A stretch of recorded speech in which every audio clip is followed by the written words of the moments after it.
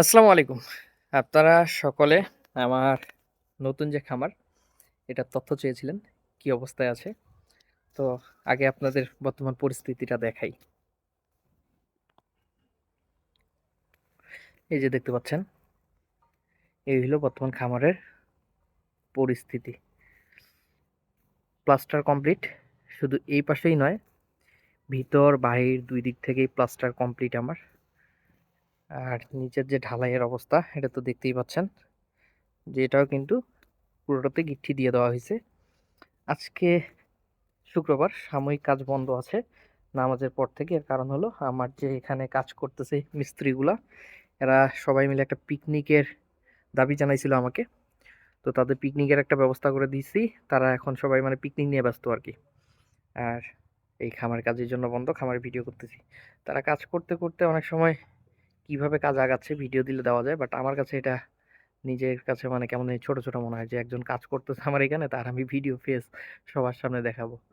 এটা তার জন্য বিব্রতকর হতে পারে। যদিও তারা এগুলোতে হয়তো বিব্রতকর মনে করে না, কারণ আমার এখানে কাজগুলো করলে কেউ দেখলে হয়তো বা অন্য জায়গায় তারা কাজ পাবে, জিনিসটা পজিটিভ। বাট তারপরও কারো অনুমতি না নিয়ে তো আর ভিডিও করা যায় না, এই জন্য কাজের সময় আমি ভিডিও করি না সচরাচর। তারপরও আপনাদের বর্তমান পরিস্থিতিটা দেখাচ্ছি আর কি, যেহেতু তারা নাই। আর এই যে গিট্টিগুলো, এগুলো কিন্তু এখানে ভেঙে ভেঙে দেওয়া হবে, ঠিক আছে? আর অনেকে বলবেন যে এখানে কয়টা গরু রাখা যাবে। এখানে আমি প্রায় 30টা মতো গরু রাখতে পারবো। পাশাপাশি এই যে ফাঁকা স্থানটা দেখতেছেন, এই যে এই জায়গায় যে ফাঁকা, এই ফাঁকা স্থানটাতে এখানে গরু থাকবে না। এক কথায় যেই জায়গায় দেয়াল, এই যে দেয়াল দেখতেছেন, এই গ্রিলের এই পর্যন্ত গরু, দেয়ালের এই জায়গায় গরু থাকবে না। এই জায়গায় আমি রাখবো কি জানেন, আমার যে গরু মাপার ওয়েট স্কেলটা, এই জায়গায় ওয়েট স্কেল রাখবো। আর এই জায়গা তো ফাঁকা, মানে আমি ভালোভাবে যদি দেখাই আপনাদের, এই যে দেখেন এই পর্যন্ত, এই যে গ্রিল, এই গ্রিল পর্যন্ত দেখেন গরু চারি রাখার ব্যবস্থা করা হয়েছে। এই জায়গাটা ফাঁকা, এই যে প্রায় 15-16 ফিট জায়গা এটা ফাঁকা। এই পাশ দিয়েও এই 15-16 ফিট জায়গা ফাঁকা। এই ফাঁকাটা হলো একটু হাঁটা চলা করার জন্য, প্লাস এই যে ওয়েট স্কেলটা গরুর এই জায়গায় রাখবো আর কি। আর বাকি সম্পূর্ণ জায়গায় গরু একটা জিনিস দেখে, এই যে দেখেন পাখি কিভাবে দেখেন গোসল করছে আমার এখানে। আমি একটু আগে পানি দিছিলাম।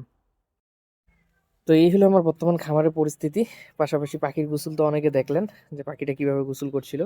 আমি আসলে এই ভিডিওটা আলাদাভাবে একটা ক্যাপচার করছি, পাখির গোসলের ভিডিওটা আমাকে খুব ভালো লাগছে।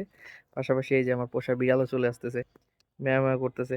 ও এখন পুরো ডিস্টার্ব দেওয়া শুরু করে দিবে আমাকে, কাছে আসতেছে। যাই হোক, তো খামার দেখাই। এই হলো খামারের কাজ, ভিতর বাইরের প্লাস্টার। এখন ঢালাইয়ের কাজ কমপ্লিট করলেই সব শেষ। বাট আমি এখানে একটা ভুল করছি। সে ভুলটা হলো যে আমার যখন প্লাস্টারের কাজ চলতেছিল তখনই আমার উপরে ছাদ করে দেওয়া উচিত ছিল, টিন করে দেওয়া উচিত ছিল, যেটা আমি করতে পারি নাই তখন। মনে করছি কিছুদিন পরে করব, এখন করলে মিস্ত্রি ডিস্টার্ব হবে। বাট এখন আমার এই কাজটা কিন্তু একটু বেশি সময় লাগবে। কেন বেশি সময় লাগবে? এখন এই যে আমি এই ছাদের কাজগুলো করব, করার জন্য এই ঢালাইটা আমাকে অফ রাখতে হবে 4-5 দিন বা 3 দিনের মতো অফ রাখতে হবে। অফ রাখার জন্য এই যে উপরের কাজটা করতে হবে, এগুলো অফ রাখে। এই জন্য এখানে ঢালাই টালাই দিয়ে এটা বসার জন্য পানি খাওয়াবো। আর তরমুজ করবে মিস্ত্রিগুলো, এই যে তরমুজ, এই যে এই তরমুজগুলা, এগুলো মিস্ত্রিগুলো করবে, মানে চাপ দিবে, দেওয়ার পর তাতে টিনের কাজ চলবে। এদিকে টিনের কাজ হবে, এদিকে এই নিচের কাজটা হবে, তারপর ঢালাই টালাই দিব আর কি। তো আশা করছি সবকিছু ঠিকঠাক থাকলে আলহামদুলিল্লাহ হয়তোবা আগামী 10 দিনের মধ্যে নতুন খামার কমপ্লিট করে দিতে পারবো এবং গরু ঢুকাতে পারবো। আর গরু ঢুকালে তো আপনারা দেখতেই পাবেন। তো সবাই আমার জন্য দোয়া করবেন, এই খামার যাতে পরিপূর্ণ করতে পারি তার জন্য দোয়া করবেন। আপনার দোয়া একান্তই কাম্য। আর গরু ঢুকাইলে তো গরুর আপডেট তখন পাবেনই। ধন্যবাদ সবাইকে। আসসালামু আলাইকুম।